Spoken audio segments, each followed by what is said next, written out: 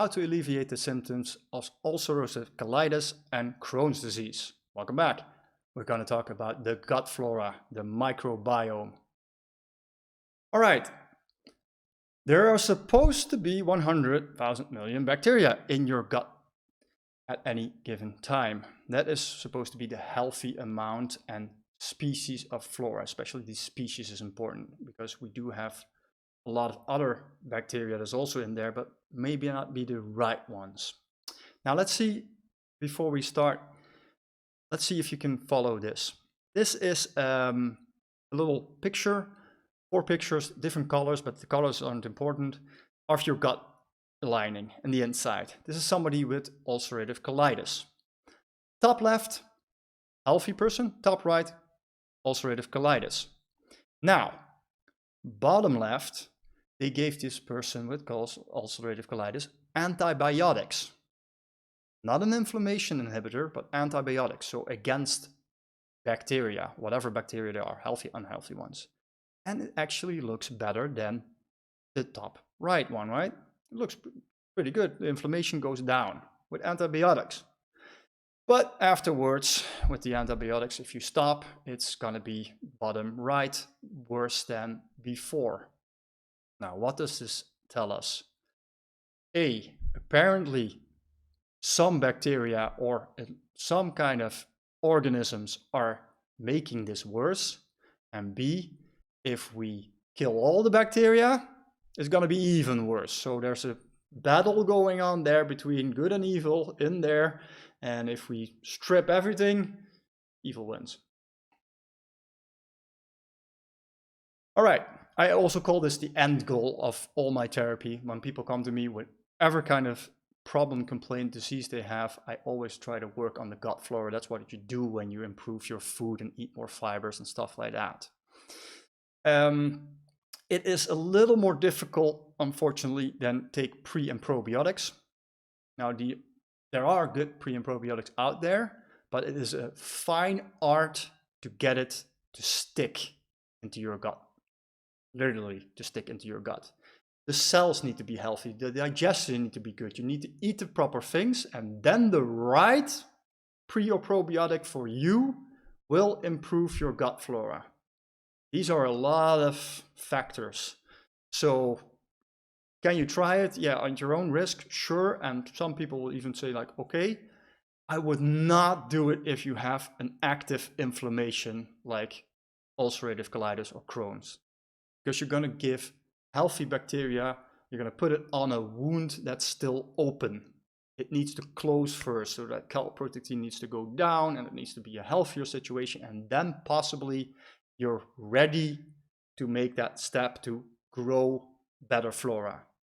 Safe is to start with food and digestion, but the end goal would be a healthier flora, and that's pre and probiotics. It's the amount of sunlight you get. Stress has a huge influence on it. Your weight, your age. Very important how your mother flora was, if you had a cesarean section or your natural birth, how long you were breastfed. Breastfeeding makes you get like a strong start for a good health flora. And I'm talking about at least 6 months to a year, preferably longer. This is even like the World Health Organization guidelines right now. Do it as long as possible. It will improve that first gut flora, and then later on it's more resilient to antibiotic use or sometimes getting diarrhea or some eating poorly. So very important part, very high factor. I've asked every single client I've had, they have all different kinds of problems, not just gut problems. Every time, how long were you breastfed? And on average, it's 6 months still. 2/3 of all people get 6 months, and then it goes down fast after 6 months. This is the average. I had one person 3 months and one person 6 months, and the rest was all none to a couple of weeks max. You see the link? You understand what I'm saying? This is how much this part influences all diseases, like all complaints people come, and they come with all kinds of stuff, mental, physical, all that stuff. Now, there are ways to improve this for sure, but it's still new out there. So it's a little tricky. I would definitely try to search for somebody, again, me or somebody else who's really good at this, and then take it slow and see how you respond to certain things, food changes, supplement changes. Let's do some bad ones, because you can test some bad ones, and if you get rid of the bad ones, you also have to put in the good ones, or else they'll come back, evil will return. But very common, and I've said it at the beginning of all these videos, parasites. Parasites will give you either diarrhea and inflammation, because it's the inflammation that gives you the diarrhea, but it will also give you changing stool. If you recognize this, you might have parasites. Sometimes it's harder, sometimes it's diarrhea, sometimes it's harder again, then it's diarrhea, and it really shifts around. It can also be complete diarrhea all the time, but if it's still not like huge amounts of parasites, they produce eggs, then they hatch, and then they start annoying your gut flora, you poop everything out, and the parasites go. But the eggs still remain, and then it takes a day, and then they open up again, and they do the same thing. So that's why you get like these kind of cycles. Now, the problem is some people are being tested for parasites, but there is again, medical problem. I am sorry, so sorry for all the medical things that are going on that might not be optimal.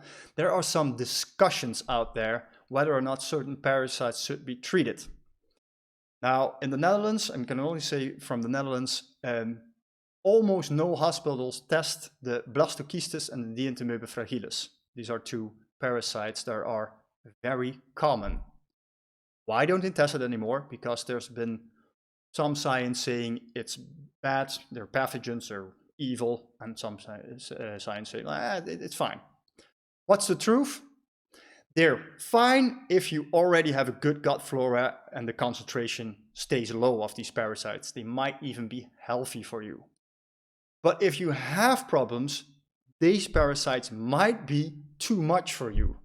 Then I would suggest testing and treating them. But you got to get tested for the right things. So, highly annoying, but if you get tested, look if they actually tested specifically these two, these Blastocystis and Dientamoeba, because if you didn't test it, it says like negative, negative, negative, but it doesn't say that they didn't test for that one. Might be something to be worth checking out. Helicobacter pylori goes better. That's that stomach bacteria I've been talking about. That does get tested more commonly. Again, difference throughout every country, I'm sure. Gives the stomach problems and the digestive problems. Can be one of the root causes of what's it called? The ulcers, stomach ulcers. There we go, stomach ulcers. One of the root causes. Doesn't mean that there's not a root cause for getting that bacteria. Stress maybe, stuff like that. But the bacteria has to be in between if you want to get like a really big ulcer there. It's probably this Helicobacter pylori that's eating on the stomach lining and also has an influence down the line, down your gut line. Okay, other things. The Candida. This is maybe a more common one for many people out there. Candida they've heard of. Weird that it's not again in the Netherlands. We have like the people who the doctors who treat people with gut problems. They have a site on there, and I've looked on the site, and it says, okay, Candida is really a thing. It's an overgrowth of it's actually a yeast, not a fungus, and it overgrows. For instance, with little babies who have it on the tongue, and you get this little white stuff on the tongue, sprue, it's called, and maybe also in English. You get the white stuff, that's a Candida. In the private parts of a woman, we have this white substance, usually Candida overgrowth. There's supposed to be Candida there as well, like everywhere, also in your gut, but not overgrow. This is recognized. And then it says, but in the gut, some alternative doctors treat or treat and diagnose that there's Candida in the gut. We don't recognize this. And this is a little weird. This is where I'm starting to say, like, okay, guys, come on. Why not in the gut? Well, it is. You can see it in a lab. I do it in lab testing, or I send it to the lab and they look at it and they say, like, wow, there are many of these. You can see them, threads in there, way too much. This is a certain type of Candida overgrowth or another fungus or yeast. It grows on sugars, it grows on carbs, but it also responds to bad digestion, stuff like that. Sometimes it's a little hard to get rid of it, but think diet and think digestion first before you start trying to eradicate it with supplements or medication or stuff like that. What could be one of the reasons why any pathogen is really resistant? One of the reasons is they leave a biofilm. Biofilm is a certain type of plaque that pathogens leave. The most common one is teeth plaque. That's a biofilm. It's dead cells of certain bacteria. They leave it behind.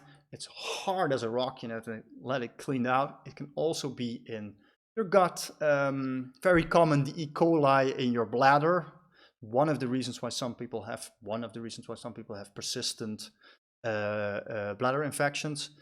Biofilm, and well, the dentist, you know, scrapes it away, drills it away in your stomach, maybe in your bladder, in joints if you have like a prosthetic, stuff like that. It can be in decubitus wounds, like these open wounds, these gangrene wounds that don't close. Biofilm. Only a few substances that can get rid of the biofilm itself, and antibiotics isn't one of them. This is why many times things come back. Take again the bladder infections. E. coli, get a little antibiotics, E. coli goes down, you get less complaints, and then it comes back. Why? Biofilm. Okay, good. So again, are substances out as supplements, but it's not something that antibiotics responds to. So if you have one of these things, you might want to check this out. All right, let's go to the final part. Stress. Now, stress plays a role not only in inflammatory bowel diseases, but also what you can do about it, because I'm not going to say, oh, stress is bad for you and you should get rid of it. Yeah, of course. But how? I'm going to look into a little bit how. Don't worry. I'm not going to give you that slap in the face. I hate that slap in the face. Okay,